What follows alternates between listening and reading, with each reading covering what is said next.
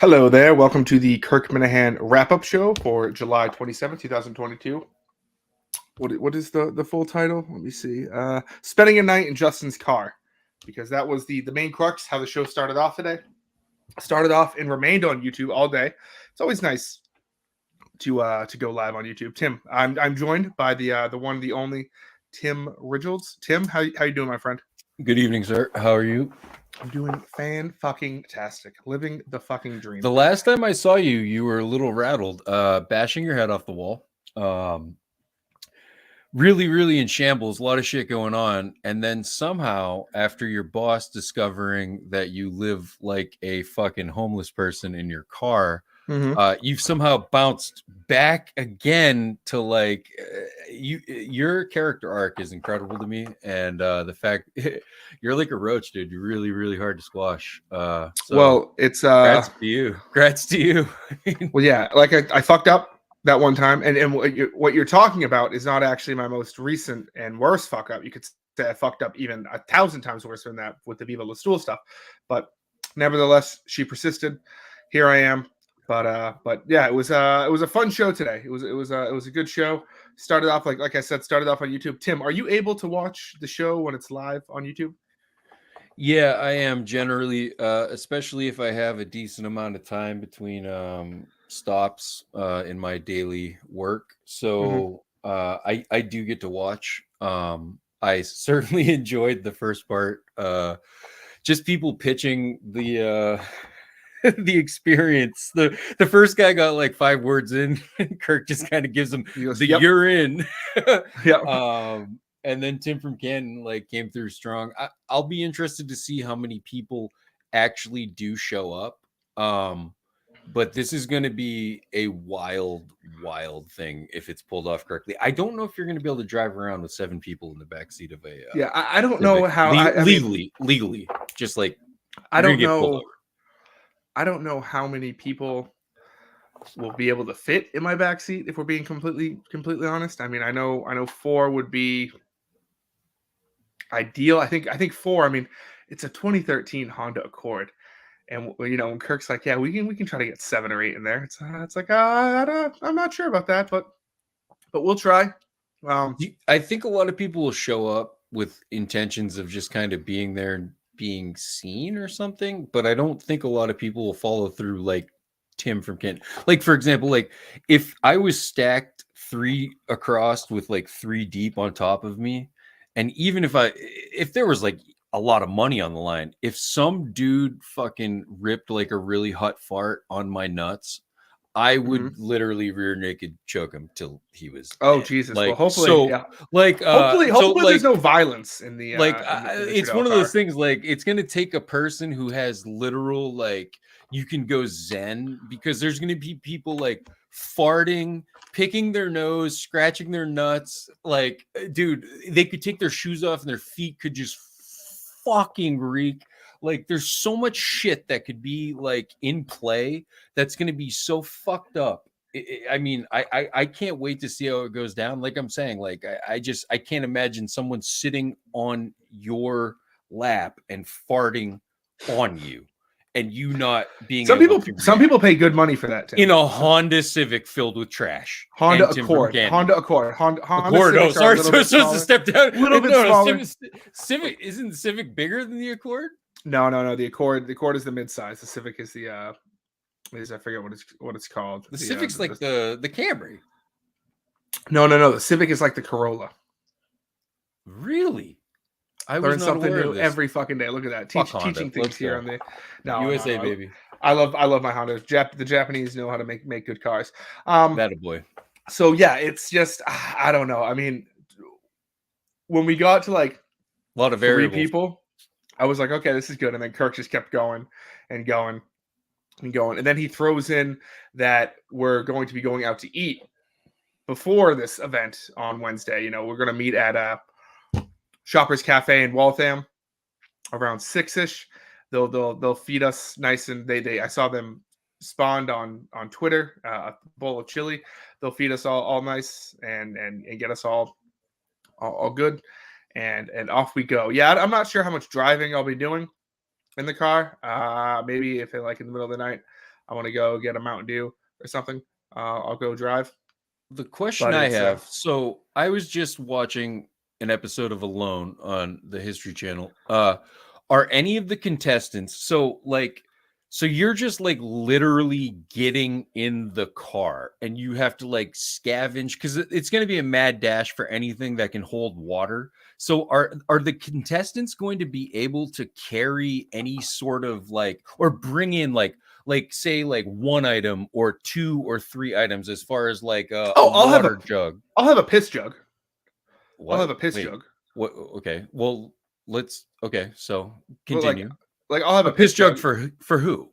for yourself? No, a communal piss jug. If anyone needs to piss, A communal piss jug. Yeah. So if it's like, oh, I mean, if you have to shit, I feel like that really ups the ante a little bit. That like if you don't piss first, if you don't get it directly in, or if you have like a diet, decently chubby hog, your hog is going to be hitting the inside of a piss bottle that's going to be wet with other guys' piss. Yeah, I mean, I don't know what to tell you. I have, yeah, it's the Poland Spring. It's like I think it's a half. This is upping the ante big time right now. Okay, I think it's a half gallon jug. It's people could piss out the door, but that's a good way to get arrested. And like you can't stand in a Honda Accord and like piss out the door. But you could roll. What do you mean roll? Kind of like jujitsu, like rolly, and then just kind of like the doors are remaining shut. The back doors are remaining shut. I'm actually that's going to be a problem. I'm actually thinking about child locking it. Do you think like one jug a piece? Like you have a jug, you can bring one 1 gallon jug of water. It can be filled with water. It can be half filled with water. It can be empty. You can fill it with piss. You can drink water out of it. You just whatever you want to do with one 1 gallon jug. Don't you think that really makes it like because like how are you gonna a communal piss jug is insane. You have to piss. I'll pass you the piss jug. You take a piss in the piss jug. And then you Fair seal enough. it up. Fair enough. Goes back. Only the strong will survive. Only the strong will survive. Yeah. Or how about this? Don't fucking piss. Simple as that. Fair enough. Don't piss. There you go. But it's certainly going to be an experience. Shoppers Cafe is going to be great. I think Tim McCann is the odds-on favorite. I mean, a lot of people called in today. The guy from Georgia, he said he was coming up. That was kind of a topic that was kind of shoehorned in there with the whole Minahan pizza special being taken away. I'm not exactly sure. I believe him when I say like no one knew. The manager lied about knowing what the Kirk Minahan special is. I don't know about that, but we'll see if he comes up and is able to secure a spot in the car 0% on Monday. But yeah, I think Tim McCann is the odds-on favorite. Just hanging out in the car. But I think Kirk really upped the ante today by you're not only going to be coming in for that Thursday show, I believe he also stated that you get to come in separately on another Friday or Thursday show. And then you also get tickets to go see a live show. The next live show, which he said is going to be small. That was the tidbit that interested me. And the worst thing for the rest of the competitors is I've been in Will's car for the duration of the East Coast, all the way to Tampa, Florida. I can take anything. There's nothing. There's no filth or disgustingness that could possibly reprehend me so bad I would quit. So the thing for all those folks is if I decide to come out and play hard, I mean, that's my game. Just passing out in the back of a car in like filth. I'm basically fucking the king of that. So like I said, I went with Chili Willy all the way down, and I think I could take it. I think I could take it. They don't want me to wake up that morning, I'll tell you what. Yeah, we'll see. I don't know. I think Tim McCann. If it's Tim Ridgels versus Tim McCann, I'm taking Tim McCann 10 times out of 10. If it's just Tim Ridgels versus Tim McCann, I will bring a risk board and we'll play high stakes risk, the game of global domination, or low stakes poker all night, and just have a really good time. We'll make some s'mores or something. It'll be great. See, Tim has already. Tim is in the comments right now. Says I'm not sharing a piss jug, and have planned for these contingencies. So we'll see. So he's planning. Okay. So these people are planning on bringing like supplies, like the show Alone. you should really set like you can all have this, this, and this, or you can have nothing.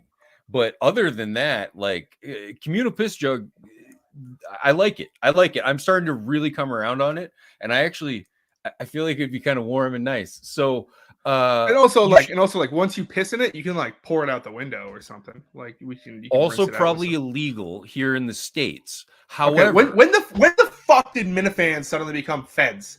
Like all of a sudden, I got people saying, Justin, your beer deal is illegal. You're giving alcohol away. Oh, your beer deal is illegal. Oh, now it's illegal to dump piss on the fucking side of a road in fucking Watertown. It may be illegal. It's probably illegal. It's definitely like not immoral, but just generally whatever. Yeah, okay, sure. Dump the piss jug. Communal piss jug's the only way to go. I agree with you. Jesus Christ! Like I'm not to the point of big T when it comes to big government.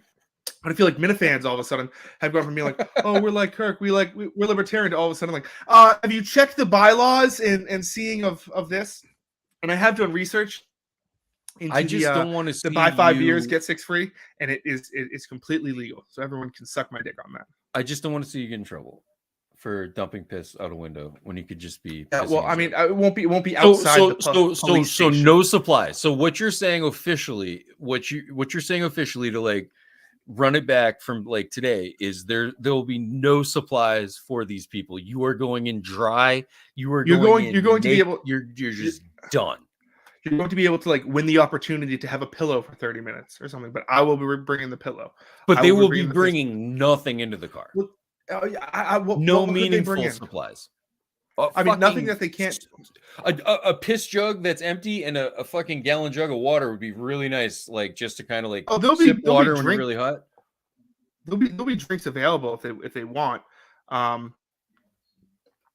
it's like. No, you can't bring in stuff. It's a fucking suitcase. So like, nothing.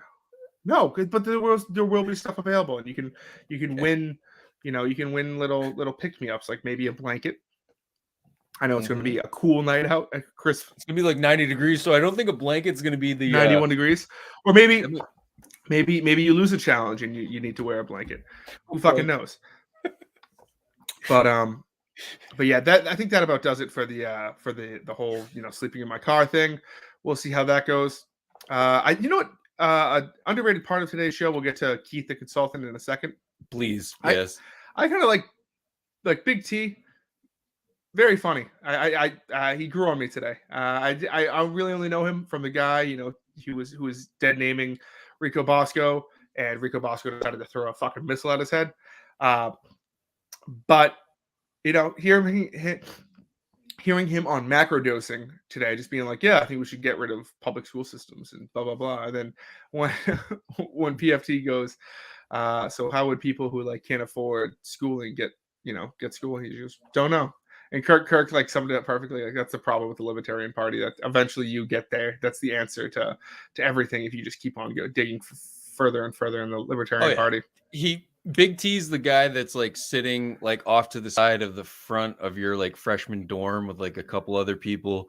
And there's like a dude in like a Baja shirt and they're like rolling like drum rolling tobacco. Like that's the exact type of like thing they'll get you into. Like, man, we don't even need public schools anymore, man. Like I like it. I like that he's got the Southern accent with it because it's not how you would expect it to be delivered, but I enjoy it, but I found that to be a little very very silly part. But yeah, I think the other big part of today's show was Keith the consultant, and I think it was very very funny to hear his reaction, especially like his solo reaction by himself. To hear someone just crack up, saying KMS bits to themselves, it's just hilarious. It makes you think like Kirk really is a genius because what the guy said, he was like, I'm assuming you guys have like a show plan and a show meeting and like a script, because he's like, because if you don't, then you're just a genius. And I just think it shows the genius of Kirk Minahan. The real genius, before we get into Keith, of Kirk, was to call out Jonathan Brandis, Sequest DSV, Never Ending Story Part 2. Rest in peace, Jonathan Brandis, one of the greatest child actors of all time. Gone long before his time. Yes, I know who that is. Keith was glorious. That drop, I believe, that guy just eats cock day and night. What do you care? Will be used. I mean, it's definitely the best, I think, organic Dave Cullinane harvested drop to date. I think it's the best drop Dave definitely has created. And also, I'm proud of you. Just the way he said it. It was kind of beautiful. I really think Kirk liked that. I think that's something he wanted to hear a lot more, generally, and he he really liked hearing it from Keith.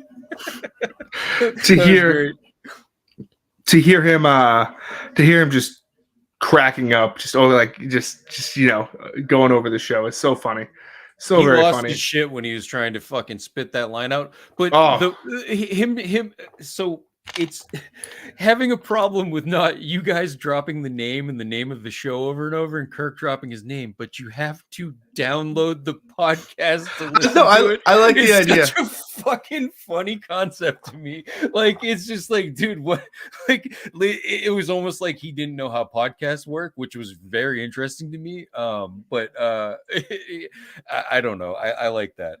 I did like Mike shouting, just Mike and Blind Mike in the background too. It was great. I think his idea of what he said every 20 minutes, Kirk should just be like, and this is the Kirk Minahan show. I'm Kirk Minahan, producer Dave Cullinane, sidekick Blind Mike, and bitch boy Justin Trudell in the back, or something like that. Just to be like, just to remind people, it's like eventually you'd be like, okay, so today's show was, how long was today's show? I have no idea. It was 2 hours and 16 minutes. So that would be just say conservatively, one at the beginning of the show, one at the end of the show. 8 times Kirk would say throughout it. And that's after you've gone to Spotify, Stitcher, Apple Podcasts, rated, reviewed, downloaded the episode from the Kirk Minahan show. Kirk's supposed to keep saying fucking Kirk Minahan. I'm the Kirk Minahan show. Dude, that's how you are. I mean, that if you're gonna earn money in this day and age, being a radio consultant, you better be good. And that guy's fucking good. He's good. He's good. I think he should do a wrap-up show. I think he should come on a show sometime anywhere. He would be great. I think he'd be a great, but I think he should have one of those podcasts that goes back, kind of like, they were talking about Talking Sopranos or something like that. It should just be like Keith to KMS, where you just send him a random KMS episode. He listens to it. He checks down notes. And then it's 10 or 15 minutes of him just laughing his ass off and just being like, and what was with this rich Mandarin with the cookies? And just having him just just from an outsider's perspective. And then, and just to see him slowly descent from at the start of the podcast, he'd be like, what is going on? To 3 months in, if he's doing it once a day, he would just be in on the joke. He would know everything. He'd be like, yeah, I mean, fucking Madawaska, I was kind of full of a bunch of cunts. He listens to Howard Stern, and I just don't think he's heard anything actually funny in so fucking long that the guy just eats cock day and night. What are you gonna do? That's a fucking hilarious line, I guess, for him to read, but it's not great. A hilarious moment on the show that no one remembered that moment on the show. So it wasn't even a funny moment on the show. So I think this guy's just hungry for something that's actually funny. And he's probably just gonna fall right in line and be part of it at some point. He'll be calling in about fucking Billboard charts guy or whatever at some point, We'll see. We'll see. A couple other things. Previewing Friday's episode, Glasspeigels in. We'll see how that goes. I have no idea how it's Are you going to to lunch? Are you joining them? Of course. You are? So it's it's going to be you, Dave, Kirk, and the Spiegels. Glasspeigels. Correct. I believe so. I mean, Dave says he needs to upload the show, so I think he might be trying to get out of it. But no, I'll be attending. Kirk, I do not think Kirk wants to go to this lunch, especially be outnumbered by whoever knows what. But he's a man. We'll see. Kirk's a man of honor. He's apparently his dad is a big fan, wants to talk to him. So we'll see. We'll see how this goes. I really don't know this Glass-Steagall guy's history or what's going to happen. I thought at one point during today's show, I was like, is his dad going to be on the show as well? I think that would. But it sounds like it will just be him. It will just be Glasspeigel Jr. But it's let's see what else from today's. I feel like one of the things we spent the most time on was the Coley Mick situation. Yeah, I think Coley was, to me, for a couple of years there, he was the best blogger at what formerly used to be a blog site, like the thing that made it a sellable entity to whoever fucking bought him before Penn. Like that was blogging, and Coley Mick, to me, for a couple of years there, was the strongest blogger. And then he became the curator of blogs when he became the editor, when K Marco fucking moved on. So I think losing Coley's actually kind of a big deal because he's really good at it. And now you need Nate. Like, Dave never trusted Nate. He doesn't like Nate. He appreciates like the talents that Nate has in the area that he has talents in, but now Nate has to take a bigger role in curating content on the actual like app and blog, and that I really think that's going to be an issue. Whereas he could 100% trust K Marco, and I think he could like 75-80+% trust Coley, but trusting Nate is fucking tricky because he's just a fucking sleazebag sometimes. Yeah, I mean, Nate definitely is the kind of person. Nate has similar qualities to K Marco, in which I think he can let his personal grievances dictate certain things if he's in charge of things. But I don't read the blog like at all. I'm not sure.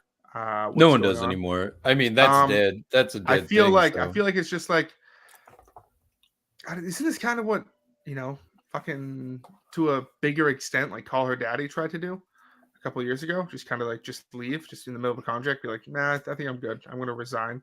Well, did anyone actually figure out if he had signed after Jared left, or like if the particulars on that are really important in the situation? I feel like I have no idea. I feel like that's all behind the scenes stuff that took place. But yeah, I don't know. I mean, what's going to happen?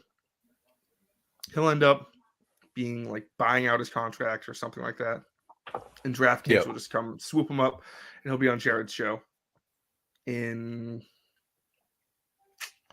gonna say September. Come September, he'll be on the Jared Carabas podcast talking Red Sox. So we'll see about that. It was nice to hear from Bob. It's always good to hear from Bobby Murchison today's show. I can't believe I like that Kirk's riding high right now. I like that he's feeling good and just like randomly calls and pokes the fucking bear for shits and giggles. I dig it. I mean, it was pretty fucking awesome. I mean, the idea, it is crazy when, I know Kirk's talked about this to an incredible amount, that Bob Murchison literally shut down the entire station. Now that they're playing ads, they're taking money from, the Mass GOP, where they're saying like, I don't give a shit. I think you should be able to take money for literally any advertisement you want. But like, where's the shutdown? Where are the meetings going on about this? I think it just shows the irrelevancy of WEEI. It's almost like it was personal with Kirk and Jerry, and he doesn't actually give a fuck about an actual like, there's no ethical, like, it just bled over into like a personal vendetta. And now that he feels like he's won, like, it's just like, on to the next thing. I'll just sit in my castle, whatever. Yeah. One interesting thing I want to ask you about. So Kirk talked about or teased a dinner and or some sort of interaction sometime soon with Big Cat and PFT. What do you think that's complete bullshit? Do you think there's any where do you think that stands? I think that was a throwaway line. Maybe he's getting dinner with, maybe he's going to because Lord knows Kirk fucking loves New York City. He's always talking about how much. Could I see Kirk going to New York City to do something for Barstool in the next couple of weeks? Of course. I mean, he works for the company. If they ask him to come in, I'm not sure what he would come in for. Maybe it would have something to do with the case. I couldn't see him coming in just to have dinner with PFT or Big Cat. But knowing Kirk, I would assume that would just be him just kind of being like, oh yeah, I'm going to grab Dave. I don't think there's any truth to that. Does that make you sad? No. That would it would just be interesting. I've always wondered how that the play of like Dan interacting a lot with Kirk plays off with PFT, who's extremely valuable to Dan, like shitting on his brother, shitting on him. Like I've always wondered how that plays with like Dan, as far as like how actually authentic Dan is with Kirk in his interactions when it comes to, you know, he's shitting on, you know, PFT and his brother and whatnot. I have no idea. I've often wondered about that. I mean, Kirk's a PFT guy, so like, they're new friends. They've never spoken to their best friends. They're new friends. I mean, I can't imagine Kirk going to New York City to grab lunch with just Dan and PFT, but who knows? Maybe that was, you know, hinting at something bigger, something on the horizon. Anything else from today's show? I think the calls for the most part were okay. I think the guy who was pissed about Dave complaining about asthma, I mean, I didn't even notice that Dave really. I mean, Dave kind of brings up his asthma as like a funny excuse for certain things, but it's all like a comedic. Dave's never like asthma. You know, he's never like complaining about like before the Wilbur when we're moving all this shit. Never once was he just like, Justin, I can't. I got to take a break because of my asthma or something like that. So Dave's a complete fuckhead, and like he says some really, really dumb fucking shit. But like he doesn't bitch about asthma almost ever. So it's like I feel like some of these people like are really starting to like come over the top to just like try to find something to hate Cullinan about, because like the Wilbur went off well and things are going well, and like it's like, fuck, we don't have anything to like blindly hate on. Let's hate on Cullinan for having fucking like asthma. Possibly genetic condition. I don't even know about asthma, but like let's fucking shit on him for that. That makes sense. So I mean, I feel like we're grasping at straws there. The last thing I'd like to touch on is the mini golf. If Kirk does not switch from a fucking mallet to a blade, he's never going to be successful in mini golf. That's a fact. Okay, well, first of all, he is successful in mini golf. He's yes. I don't know what a mallet or a blade is, to be completely honest. So if you look at the Barstool video, everyone's using like what's called a mallet putter. It's got a rounded back, it's thick, it's heavy, and it's a better putter in this day and age. However, on a mini golf course where you have to like pull a ball out from a brick and give it like 6 inches, using a putter that's like 4.5 inches deep to like putt with, it's never going to work. So you look at the Barstool, like the snippets from the Barstool mini golf thing, and all of those cool guys out there using these $400 and $500 Scotty Camerons and TaylorMade Spiders and all these things. That doesn't play on a mini golf course, or that's what they'd give you. They'd give you a mallet. You need a blade putter, and you need one bad, and that's going to change the way you play mini golf, because you won't struggle from the corners and the bricks. That's pretty simple stuff. Every person that plays uses a blade. They don't use a mallet. It's impossible to use in mini golf. Okay, successfully for longevity. That's I'll pass that info along to Kirk. Hopefully by next week he'll he'll have that written down. That's actual concern from an actual fan. Okay, perfect. Anything else from today's show you want to touch about? Anything you want to promote? There's nothing I want to promote. KaleJack.com. And other than that, fuck Bruce Springsteen. And so don't do it. It seems like a disgusting money grab. I saw that a great Minifan, Gina Goldilocks, paid $800 for a ticket. She was, I mean, I'm sure she was extremely happy to get it, and she's one of the best. She's one of the greats. But $800 to fucking see like Bruce Springsteen, like that's brutal, dude. But that was face value, so at least you got it at face value. You didn't have to go. I guess. I mean, I paid like $350 to see Blink and Lil Wayne a couple of years ago, and I'd do it again in a second.